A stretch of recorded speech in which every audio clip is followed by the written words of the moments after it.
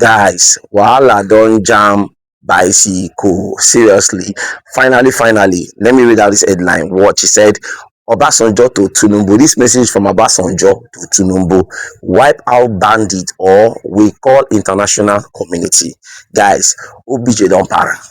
Baba don para. Baba of the Babas don para. You don't let them know say more. If una no fit wipe out bandit for Nigeria, we are going to be calling the international community to come and help us and do so. Now we're going to be reading out the content behind this particular information, so we can now, rub our mind and discuss this situation on ground. Okay, so my name is Dennis. If this is the first time you're coming across my YouTube channel, you're highly welcome. This is Onion Gem TV. Please do well to subscribe. I beg you in the name of God. I have a vision. I have a goal that I want to get to 10,000 subscribers before the year runs out. So guys, you will help me to achieve it in the name of Jesus. Please subscribe, like, comment, and share after watching this video. So it said, Obasanjo to Tinubu: wipe out bandits or we call international communities. Now, this is what he said. According to Obasanjo, should the government fail to do the needful in ending the killings by the armed groups, Nigerians are at liberty to seek help from the outside the country. The former president said this on Friday while speaking at the Plateau Unity Christmas and Praise Festival, ongoing at the Ten Commandment Prayer Altar, were due just South local government of Plateau State. I don't know if I'm correct with that word. Let me continue. He said he noted that despite Nigerians across regions and religions being killed, the Nigerian government seems incapable of protecting its citizens, describing the killings as nonsensical. We are part of the world community. If our government cannot do it, we have the right to call on the international community to do for us what our government cannot do for us. If we are being killed, it is the responsibility of the government to do something about it. We should ask the government to do what it has to do at all levels. We should ask our leaders to do what they have to do at all levels in all walks of life, he said. Continue. Obasanjo stated that the world is advanced enough for everyone to hide and go scot-free after committing a crime. In these days of technology, there should be nobody hiding anywhere after he has committed a crime that cannot be seen with the present day satellite, it added. Recalling this time as Nigerian presidents, Obasanjo said the opportunity of drones now has made it easier for anyone to be picked up anywhere, unlike this time. In further added by questioning the rationale behind the government in negotiating and paying criminals. Before I left government, I knew we had the capacity to pick up anybody in Nigeria. The capacity we didn't have then was that after we had identified and located such criminal, we didn't have the capacity to pick up without moving on land or by air. Now we have the capacity with drones. You can take them out. Why we not doing that?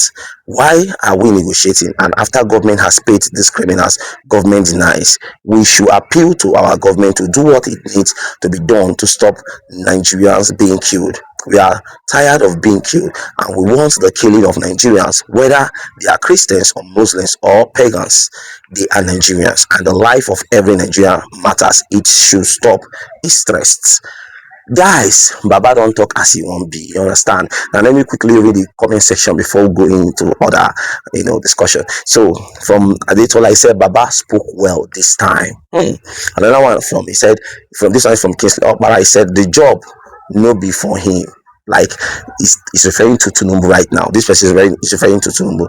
Another person from Soji, he said, Baba, please let us call international community. That is the best way, sir.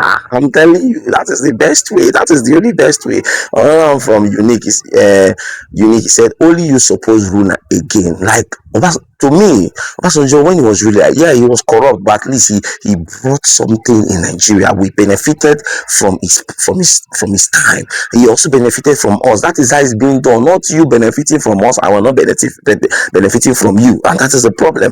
Another one said, Adekule said he should remove the hands of bandit sympathizers from his government.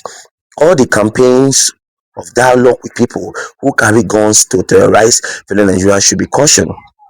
No serious communities, towns, or country abuse criminals. It only happens in northern Nigeria with a female military captain openly tyrannizing criminals, calling them his boys. Seriously, like to me, I support whatever OBJ is planning, or he want to say, whatever he said on this particular write up. Yes, because it looks like the government cannot handle the country insecurity anymore. Imagine a whole government sympathizing with bandits. Imagine a whole government negotiating with bandits. Bandits, when you say they could just go carry inside prison. You see bandit, they negotiate with you, no carry the head of the bandit. You don't understand. And in this present, is so correct. OPJ is correct. In this present days, like in this present generation, you want to tell me that a crime will go on and you will not be able to catch the person. I don't know. I don't understand. Drone camera is everywhere. There are some drones that has weapon that you can stand here now and shoot out the drone, and it will go there and you start shooting out all these people. Besides, these people are not well trained. From all the videos I've been watching about these bandits, Boko Haram, Fulani herdsmen, they are all kids. They be small children. They no mature. The ones with mature and be the leader. They go carry 12 years, 13 years, 15 years, 14 years. The least people that I've watched in those bandit videos that are showing themselves, they are not even up to 25 years. Yes, and these people are not educated. That's why I said in my last video that you see these northern people, there are some area that they blacklisted, that they won't go to school, so that whenever they are growing up, they will grow up with this strong mentality that this is my boss. Whatever he said, I'm going to do. And that is how these Boko Haram and bandits and Fulani herdsmen are being formed. That is the gospel truth. They don't train them to school. The only thing that they train them now is how to use gun. That this is the only way that you can survive in Nigeria. And that is the wrong mentality they are inculcating in these kids' head. From all the observation, all the things I've been saying online, going online. Guys, what do you guys think?